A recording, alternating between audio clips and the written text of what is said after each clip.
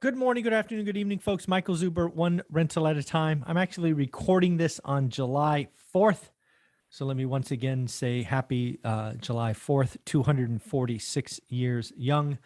Hope you have an amazing day, but I will be releasing this at 7 a.m. on July 5th. The reason I want to do that is in my daily financial news from Monday, July 4th, I issued a challenge, a suggestion for each of my students or followers to understand how their deal structure can increase their yield. In my daily financial news, I highlighted that I would be recording a video because I honestly had no idea how the data would play out. So what I'm going to do is I'm going to pull up a very, very simple deal spreadsheet. We will go through it in detail. We will make changes to it together, and we will see what happens to yield. One thing you will realize if you're one of my students, this is the same spreadsheet that I use to actually compare my deals. This is what you will be building on your own. If you're a follower on YouTube, these are kinds of things that we get into right away in my course. Understanding the math, understanding average, understanding how things change. If this interests you, feel free to buy the course. It's ridiculously cheap at $320. Join the Facebook group if you have Facebook, and also don't forget about our deep dives. Our next deep dive will be on cost segregation and bonus depreciation. We have future deep dives on pre-foreclosure and self-management, plus many, many others. You can only attend these lives by being a student.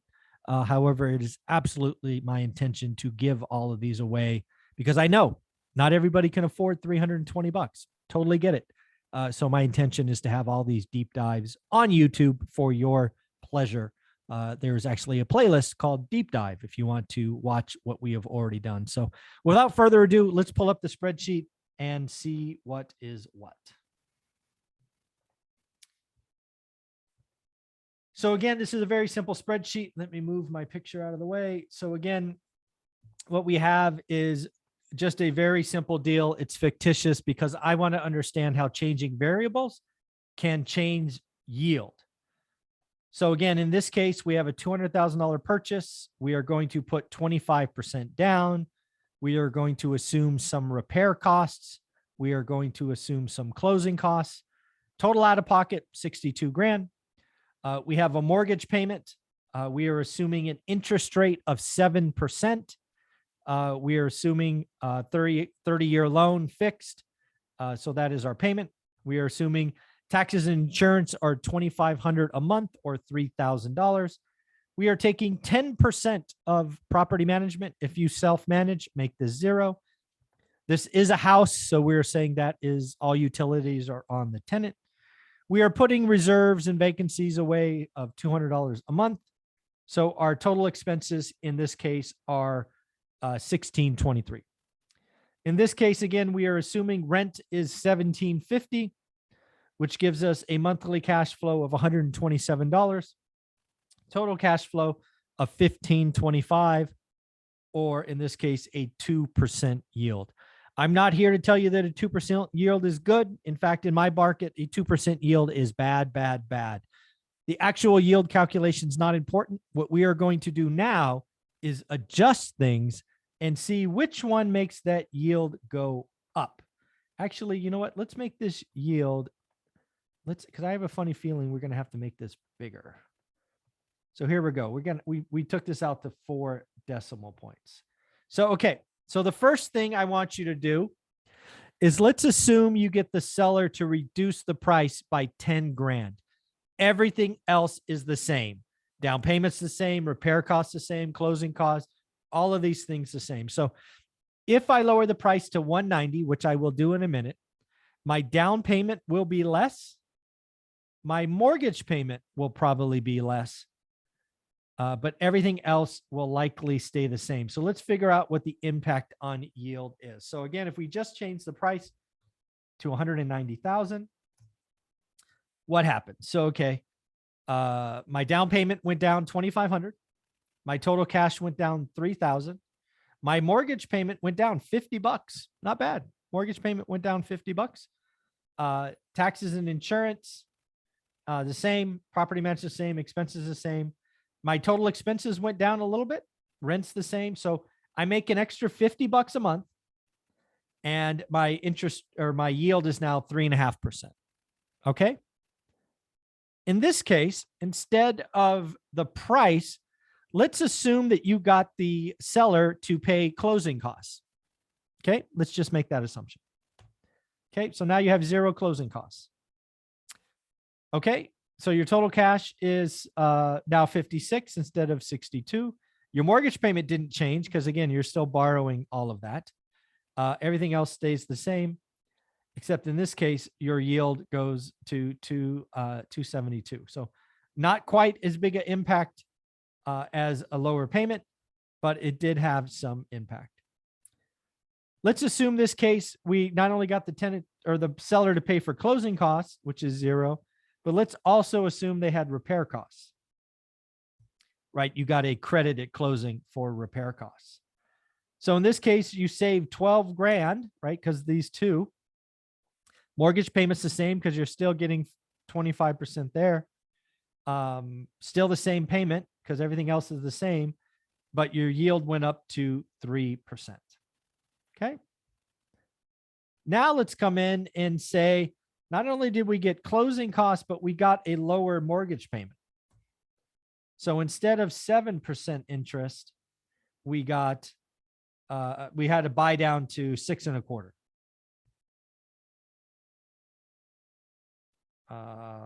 This is going to, I think how I set this up is, hold on, let me not do that yet, because I have all these formulas in here. It's going to change all of these things. So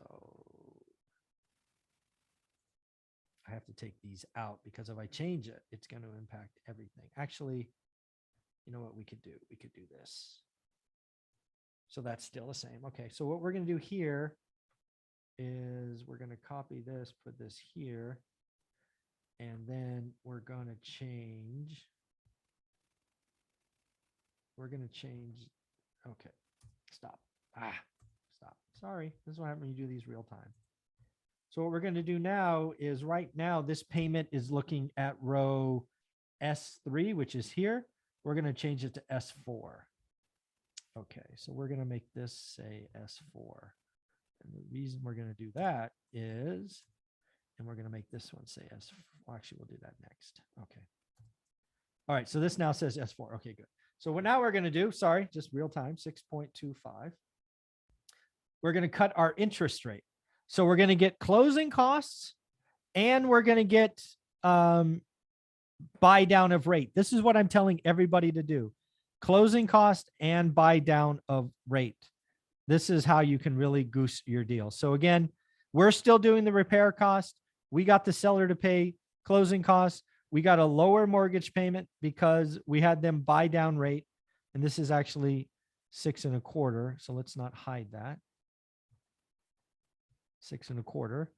So again, rates went down. So in this case, our interest rate for the first time doubled. Paid 200, still paid 25% down, still paid repair costs, but we had closing costs paid by the seller and we had our rate bought down. That is a better deal than simply getting a price cut. And that's what I'm trying to show, right? So right now the price cut is the second best deal, but again, you can overpay, right? You can pay more, but get a better rate, right? Mortgage buy, this is really important, folks. Go get those things, right? So what happens in this case, if again, we key on F4 instead of S3. So what happens if we had a better rate and we had 0 here and they paid repair costs? So again, in this case, we still paid 200. We still did 25% down. The seller gave us a credit for repairs. They gave us a credit for closing, and maybe they didn't give you a credit for repairs, but they did the repairs before closing. That is important. They paid your closing costs. They bought down your rate, and your interest rate is 483. Now, just because I'm crazy that way, let's do one more. What happens if you got everything you ever wanted? Let's say because I copied that. Let's make this 200,000. I don't know. Why is that number different? Why is that different? 2416. Oh, this is supposed to be 17. Why is this different? Oh, this is supposed to be 250. These all should be the same. Why is that not the same? Oh, it's not the same because I changed that number. Okay, got it. All right, so here we go. So let's, instead of 200, let's say we got 190. Let's say we got everything we wanted. We got 10,000 bucks off.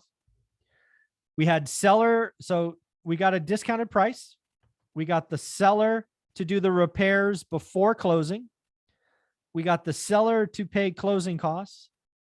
We got the seller to buy down your rate.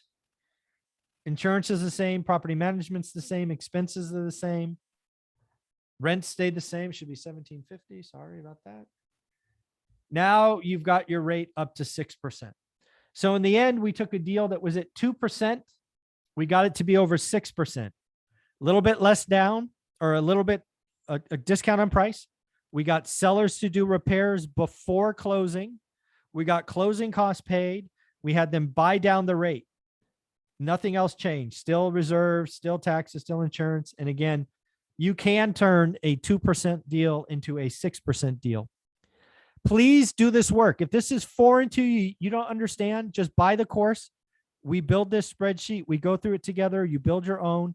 This is important stuff. We are entering a market where investors have the power. Buyers are going to disappear. Please understand all the levels that you can pull, levers you can pull. Repair costs. Get sellers to do the repairs before closing. Closing costs. Get them to pay closing costs. Mortgage payment. Get them to buy down your rate. And if you can get a price discount, all the better. Again, we very quickly turned a 2% deal into a 6% deal. It's all possible. Do the work. Find motivated sellers. Have fun. Only write great offers.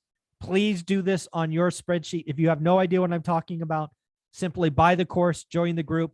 Let's have some fun. Hopefully that made sense. All right, guys. Hopefully you enjoyed that. I hope you had a great 4th. It is Tuesday morning. We're starting off strong. Lots of videos came out over the weekend. I know a lot of you missed them, but we had 6 or 7 videos out Saturday, Sunday, and Monday. Take care. Bye.